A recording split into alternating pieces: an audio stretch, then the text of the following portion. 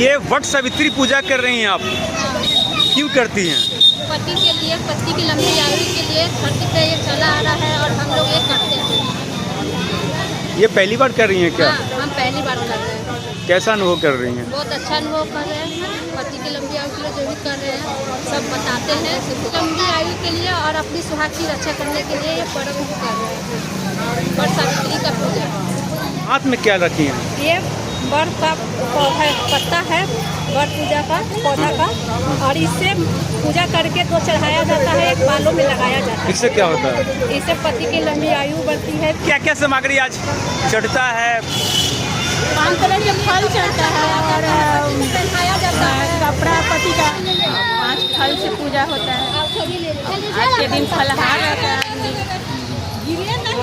आगे अपना लंबे उम्र के लिए पूजा करते हैं। बाबा, आज वट सावित्री पूजा है, कई सारी सुहागिन महिलाएं जो हैं आज यहाँ पे आई हैं और फिर लेकर पूजा कर रही हैं, क्या कुछ कहेंगे? वट सावित्री व्रत जो है, हर स्त्री जो है अपने पति की लंबी आयु की कामना करती है। उसका सुहाग सब कुछ बड़ा है। और आज के दिन वर की पूजा होती है, इसमें पिता महादेव जी और माता पार्वती जी वास करती है। प्राचीन कालों से चला रहा है।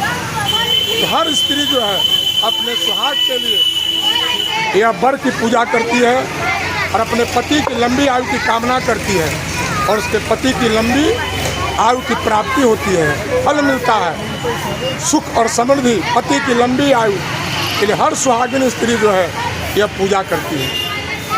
और हर सुहागिन स्त्री भगवान से प्रार्थना करती है, महादेव से, माता पार्वती से, कि मेरा सुहाग जो है अमर रहे और हम जन्म जन्मांतर तक 7 जन्मों तक हम सुहागिन रहें और 7 जन्मों तक हम राज करें, सुहाग करें। इसीलिए यह व्रत जो है प्राचीन काल से चला रहा है। यह व्रत जो है सावित्री नाम के कन्या ने राजा सतवाहन के लिए यह पूजा की थी। और ये पूजा सावित्री क्यों की थी? अपने राजा सतवाहन को मरा हुआ शरीर को जीवित कर दी अपने पुण्य प्रताप से। तो पत्नी के पुण्य प्रताप से पति की आयु बढ़ता है।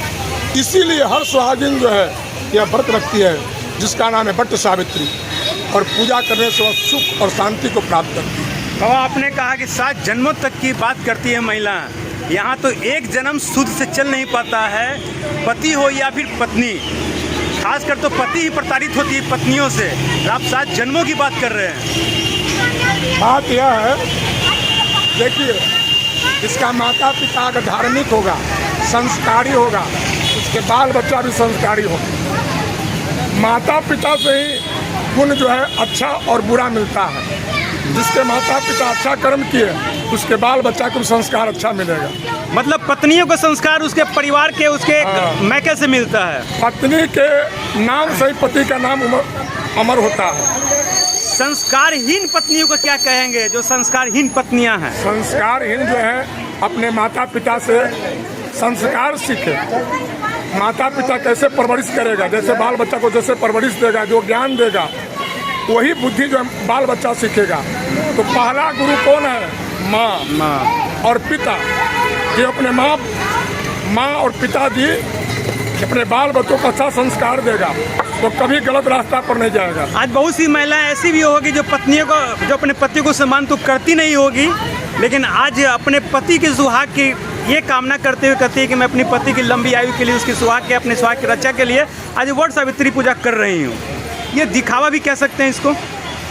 दिखावा तो संसार के लिए करेंगे, भगवान से तो दिखावा नहीं कर सकते हैं।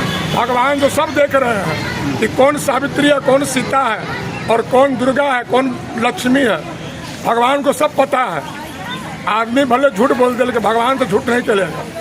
भगवान के दरबार में सब व्यक्ति बराबर है। पत्नियां, एक पति एक पत्नी से बोर हो जाते हैं एक समय में, मतलब एक जन्म में, और आप सब जन्मों की बात कर रहे हैं। बाबा क्या कहेंगे? भगवान रामचंद्र जी जो थे, सीता जी को वचन दिए थे, देखो राजा की 4 रानी होती है, लेकिन मैं ऐसा राजा हूँ तो जो मेरे जीवन में सिर्फ एक ही पत्नी रहेगी, सिर्फ सीता। दूसरा कोई मेरे पहले सतयुग था, सतयुग द्वापर आया, कलयुग आया, आज भी सतयुग अब भटयुग चल रहा है। आज भी सतयुग है। आप जैसा विचार बनाइए वैसा विचार बनेगा। अगर आप अच्छा चाहिए अच्छा होगा, अभी आप बुरा चाहिए तो बुरा हो जाएगा। अपना जीवन जो है आप नरक बना सकते हैं चाहे स्वर्ग बना सकते हैं, आपके हाथ में दोनों है।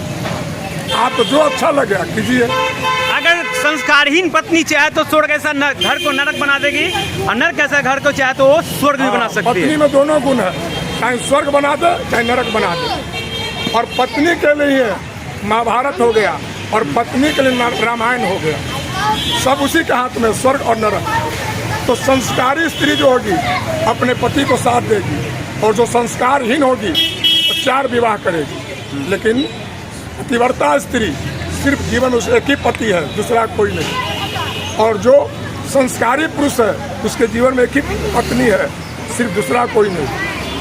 यही वट सावित्री का मतलब हुआ। संस्कार अपने माता पिता से मिलता है, पूर्वजों से मिलता है, ये बाजार में बिकता नहीं है, इसको बनाना पड़ता है। और माँ बाप से लोग सीखता है। पहला गुरु माँ और दूसरा गुरु माता पिता।